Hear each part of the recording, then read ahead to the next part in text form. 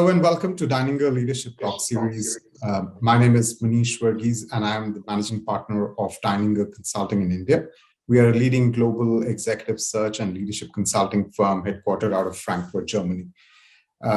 Today we have with us, as part of our Deininger Leadership Talk Series, Mr. Vivek Bhatia, Managing Director and Chief Executive Officer of thyssenkrupp Industries India. Vivek, a very warm welcome to you. Thank you, Manish, and thanks for having me on the discussion today. Pleasure is ours. And as a quick introduction to Vivek for our viewers, Vivek is a distinguished alumnus of IIT Delhi and IIM Calcutta, and he's an accomplished business leader who brings over 2 decades of extensive experience in the mining, metals and minerals processing, cement, power, and engineered capital goods industries. He's worked across different business functions, including strategy, operations, and general management, and has been serving with thyssenkrupp since 2014. Presently, like I mentioned earlier, he's the CEO and MD of thyssenkrupp Industries India, which is one of the leading service providers in the fields of sugar and cement plant and machinery, metals and mining, and bulk and material handling systems, industrial boilers, and power plants across the globe. Previously, Vivek was based in Singapore and he served as the CEO of Asia Pacific for thyssenkrupp AG, driving all the businesses across all group companies in the region. Before that, he led strategy, markets, and development for the group in the Asia Pacific region. Before Vivek moved to thyssenkrupp, he worked with the Boston Consulting Group for about 7 years, where he led advisory solutions for clients on business growth and operational transformation. He started his career with Engineers India Limited, and I believe he worked there for about 7 years, handling diverse technical roles. Stellar career, and Vivek, once again, a very warm welcome to you, and thank you for agreeing to do the session with us today. Thank you. It's my pleasure. Before I kind of move to my own set of questions, I'm kind of drawn to start the discussion by quoting Robert Kiyosaki, who said that the strength of character and emotional intelligence to face your failures and learn from them are at the core of success. And I thought it was a very salient and pertinent remark. And I thought it would be interesting kind of to kick off our discussion using that. With that, I'd like to begin by asking, what does emotional intelligence mean to you in the current context of leadership? Yeah, see, I think when I was taking on leadership positions, I was asked a similar question, and my response was that you become a leader when you have followers, right? And therefore, it's very important that you understand the team that you're leading, the organization that you're leading, that you connect with them, and that you really understand what motivates them, what drives them. Unless you have that understanding, it's very difficult as a leader to communicate and to inspire that group to perform. Right. So personally, I believe it's a critical ingredient of any successful leader to demonstrate these kind of skills and capabilities. So to me, I would say EQ is really high up there. Empathy is very much the name of the game, and it has to be genuine in some way, because these are things that you cannot fake. So it has to also carry through a lot of your personality, so that really people see who you are and connect with you and resonate with you. I agree with you fully on that, Vivek. And when you read about emotional intelligence, you come across different sub themes attached to the whole subject, and you talk about empathy, like you mentioned. There is about self-awareness and self-regulation. Sometimes when you talk about self-awareness and we talk about leadership in that context, it is on one end is about knowing what your own strengths and weaknesses are, and sometimes being open about it. But when you think about that perspective, it also means that in some sense you are kind of also opening up your vulnerable side, right? And then ultimately as leaders, you still want to be seen as being in control of the situation. Do you think that, demonstrating or revealing your vulnerability kind of has an impact on, your ability as a leader to demonstrate confidence and control, which people would expect from you in situations of crisis and conflicts? I would say that there are two parts to it. There is one part which is knowing, and there's another part which is deciding and taking decisions. Right. And both are important aspects of leadership. On the first one, I think everyone would admit that they cannot know everything. True. Right? And it is extremely important that leaders do not create that aura or create that false image that I know everything. Yeah. For two reasons. Firstly, they don't. And second, I think it creates an environment where people don't speak up. True. And in any role that I have performed with teams, either being part of teams or leading teams, leading organizations, leading functions, I have realized that success only happens when we are able to tap into the capability, the knowledge, the intelligence of every team member. Everybody in the team brings something to the table. And as a leader, I think it's extremely important to encourage everyone to contribute, right? Firstly, it's important to assemble that team which has those diverse attributes. And second, having assembled that team, you need to encourage that team to collaborate, to participate, to speak up. So I would say it's extremely important for any leader to, state that he does not know everything, and that he really does expect his team to speak up and contribute and share their opinions because they have a seat on the table. Right. And they have to contribute. And there should be no reason to feel vulnerable when you're acknowledging that. Because as I said, it's a fact, and anybody who claims that I know everything, would be making a mistake, and he would not be taken that seriously as well. Right. So I think it's extremely important what you said, that despite the discomfort, despite the fact that you may not feel easy doing it, but it's extremely important to know your boundaries and to acknowledge your boundaries so that others can step up and give you that line of sight. Having said that, I think great leaders are those who can pick up that piece of knowledge, who can work with their team, bring their insights together, consolidate all of that, and use that as a basis for decision making. Now, when you have that kind of environment, then people also feel empowered because they say, hey, my leader acknowledged what I said, he appreciated what I said, and it was a critical input into the outcome of the decision. Right. So I think as a leader, it's extremely important to be able to balance both of these things. Right. Very interesting perspective to that. Just going back to what you said, that, at the start of a conversation, that empathy also plays a very critical role. And when you look around the world today with the kind of disruptions that have been happening, especially triggered by the pandemic, the fact that, we've had to change our ways of working and living both. And if you look around, there is a greater sense of focus on mental well-being, the fact that, people are having to adjust their own lifestyles and work styles, be it, as part of the remote working or hybrid work models. Do you think in that context, there is a greater onus on leaders to be more empathetic towards their fellow colleagues? Absolutely. I couldn't emphasize that more. The pandemic has really, thrown our normal way of working out of sync. Usually when we would start a meeting in person, there would be that warm-up phase where we would go around the room, check everyone was okay, have a bit of side conversation to understand, how things were. Right. That's, in today's, start of meeting, end of meeting kind of arrangement where everybody is virtual, you don't always get that time before or after the meeting to have a cup of coffee and just, have a broader conversation. Right. So I think it's extremely important to do that, to continue to do that, to find opportunities to do that in today's environment.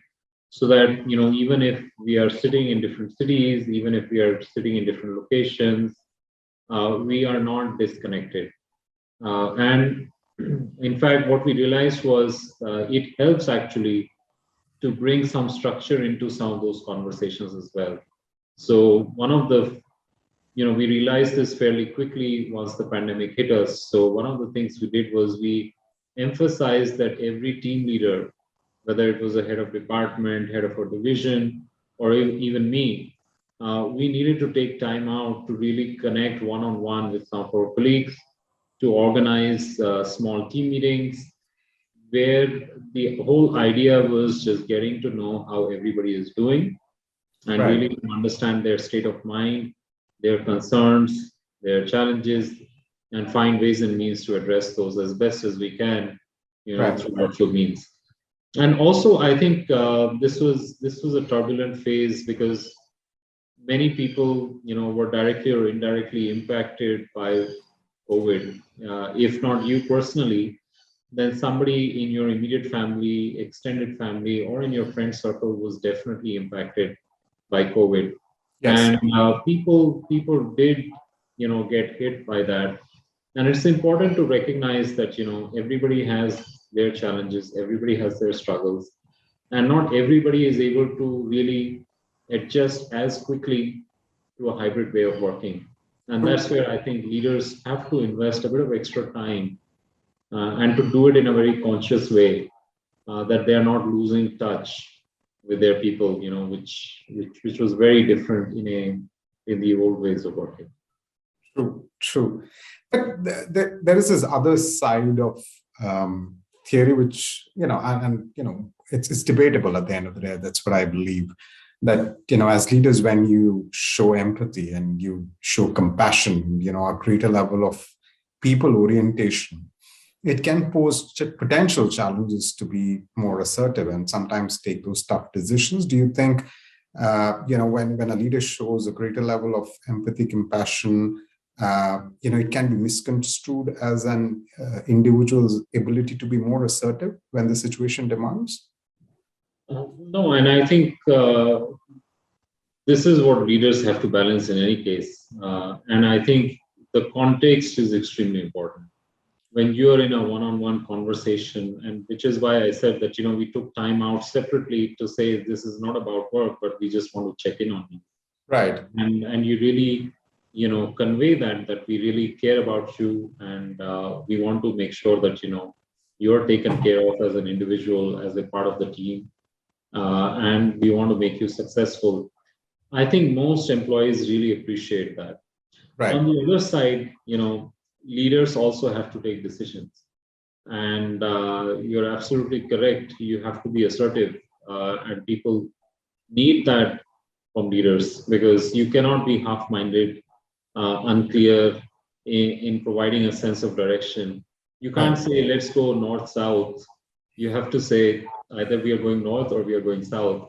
It has to be very clear, and it has to be very directional, so that people really get a sense of purpose in what they do.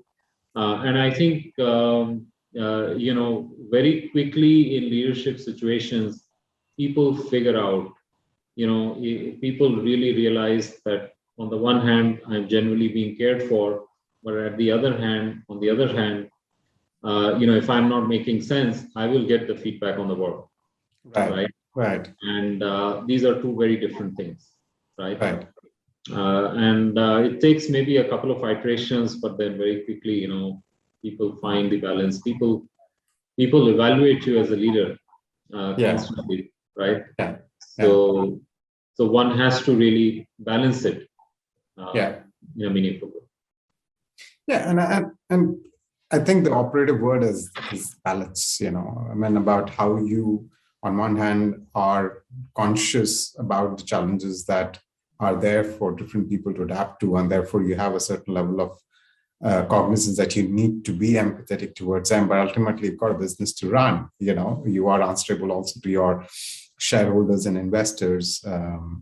Now, there is often this huge debate, and it's age-long debate. IQ versus EQ,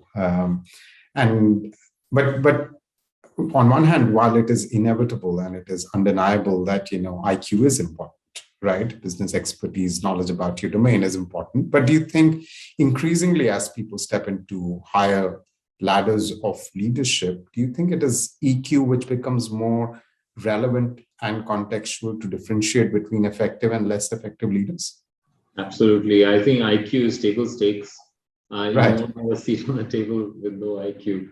But EQ is what really, differentiates between the good and the best, the also rans and the one, who really succeed. Right. And there is no denying that, to be a successful leader, you have to be high on EQ. Because at the end of the day, I personally believe it's not an individual leader who is driving change, transformation, success. It is a team which delivers, and it takes a lot of perspective on the EQ side to firstly put a set of people together, and then to shepherd them, to lead them, and guide them, and steer them in a way that they are working as a cohesive team and delivering on the outcomes that you expect. Many leaders tend to say that, I have a very difficult personality, but at the end of the day, they are still leading a team. If you look at Steve Jobs, he was known to be a difficult leader, but at the end of the day, if you look at the cast of characters who were working with him, they were really champions in everything that they did. And the fact that his business achieved such great heights was part A due to his vision, but also part B because he demonstrated the leadership skills to assemble that team and to steer that team to follow his vision. And without being strong and high on empathy, it's extremely difficult to achieve that. So I think there is no denying that empathy is extremely important for a leader. And I would say, apart from empathy, it's also a bit of being who you are in a very transparent way, so that people also adjust and decide whether that's the kind of personality I want to associate with, and that also acts as a filter in a way. If you're not authentic in the way you engage with people, then you won't always attract the people who will be able to stay the long haul with you. I particularly like this quote from Daniel Goleman. He's a famous author on the subject of emotional intelligence. He's written quite a bit. And he said that, CEOs are hired for their intellect and business expertise, but are often fired because of the lack of emotional intelligence. I think it kind of is fairly true. But do you think organizations are now increasingly bringing that into a more formal way of prioritizing an individual's EQ while making succession, promotion decisions or hiring decisions even? Do you think that is coming into play? Yes, I would say so. And the challenge always is that during your career, at the start of your career, it's the IQ part which makes you shine. Right. So people say, here's the smart analyst, or here's a smart guy who can, you tell him what needs to be done, and he knows it and he does it. Right. But as you're progressing up the hierarchy, I think it's less about what you do, it's more about what you're getting other people to do. And that's a very different ballgame, knowing how to do it, but you only have 24 hours. But if you have 5 people, you have 5 times 24 hours to get more work done. Right. And that's where I think most organizations struggle, because the initial part of all the HR effort, be it trainings or things like that, is focused around the IQ side of things, making you better at your specific task. And as you go up the hierarchy, I think more and more organizations are now spending, thankfully, more effort into leadership topics. And we see that there are various kinds of skills and competencies that are being described, that are getting measured, that are getting emphasized in conversations. And for me, I think it's really something that I constantly assess in my leadership team. How is their EQ? And that tells a lot about the kind of business outcomes that we'll achieve, because people usually with leaders who have high EQ are the ones who tend to outperform. So definitely, I think the whole conversation, definitely for the mid to senior management level, is really changing more and more towards emphasizing the importance of EQ and also building greater awareness and driving towards that topic. I Right. certainly believe that's the case. Right. I mean, you became a CEO at a very young age, and you've kind of worked in different domains in different geographies. Reflecting back on your career, could you probably point to a few instances or incidents which kind of re-emphasize the whole importance of EQ that is needed in a leader, and that also kind of helped you evolve as a better leader as you took on greater responsibilities?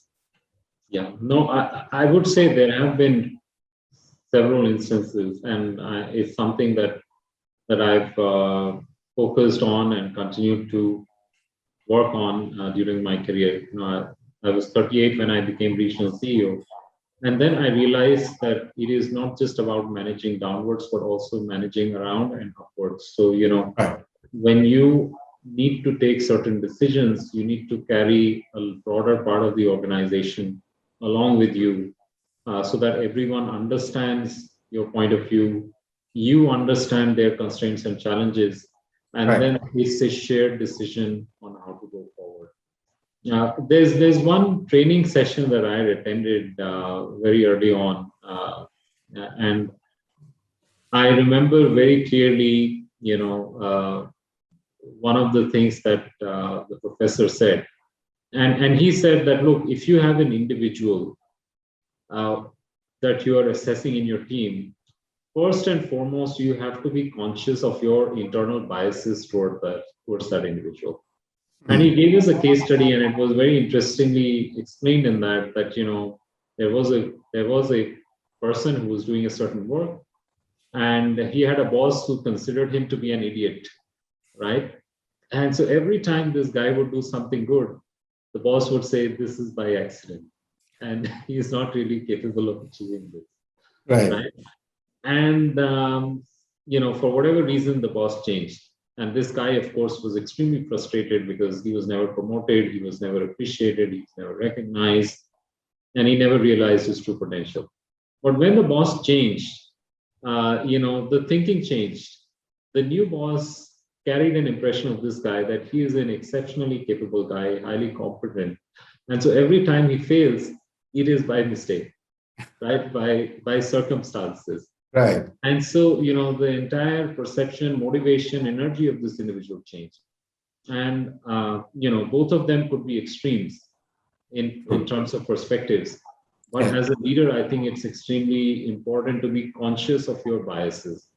And this is something that, since then, I have tried to really question and challenge myself in terms of when I'm assessing someone, to really ask the question, am I being objective in my assessment of that individual's inherent capabilities and performance? And that's really been my North Star in terms of, not clouding my assessment with my perceptions about an individual. Right. And really using that objective assessment to really ask the question, what's the best position in the team where I should put this person so that I can get him to deliver the most. Right. And I think that's extremely important for leaders because, everybody has certain strengths, everybody has certain weaknesses. Right. And if we always keep the spotlight on the weaknesses, you miss the opportunity to extract what this person or individual can really deliver to the team. And so I try to get a balanced view of strengths and weaknesses and use that to create my team. To give you an example, when I was part of a strategy team, and we were early on in our work, and I was also new at that point in time, and I had a very incomplete view of the strengths and weaknesses of the team. And that was really something which we struggled with. And when I had my first 360-degree feedback from the team, I got an extremely negative feedback. And the people said that, they were not really enjoying the way they were working. And rather than take that negatively, I took that criticism in a very positive way. So first and foremost, I made a summary of all the criticism I'd received. And I called each of my team members individually and I said very transparently, this is the criticism that I've received. I'm not interested in understanding who has criticized me. Yeah. But I'm interested in working with you guys to really change that and make it a meaningful experience for all of us. Mm-hmm. And trust me, we worked, firstly, it created a very open and transparent environment between me and the team. Yeah. And second, within 6 months, we were actually rated as the most high-performing team in the business. So I think that is extremely important to not, to not hide behind, criticism and to be extremely conscious of your inherent biases. When both of those two things are there, when you have authenticity in the conversation, then I think one can really move the needle when it comes to building teams that outperform. Very interesting experiences and perspectives you've shared, Vivek, on this particular subject. And, I'm glad we touched upon different facets of that. And, all your responses were intriguing because I think it also reflects on some of the real-time situations that you have to deal with. I mean, you spoke a lot about the, importance of having the right kind of team around you. The fact that, being self-aware doesn't necessarily mean that you become vulnerable, but it is about still knowing what your strengths are and having people around you who can deliver for you as well. It's been a truly interesting conversation with you on this subject, and I'm sure that our viewers will love listening to this and watching this video. And I would like to thank you very much for sparing the time today to come forward and have a discussion on the subject of emotional intelligence. Thank you so much, Manish. And I do believe it's an extremely important subject. And it was great talking to you.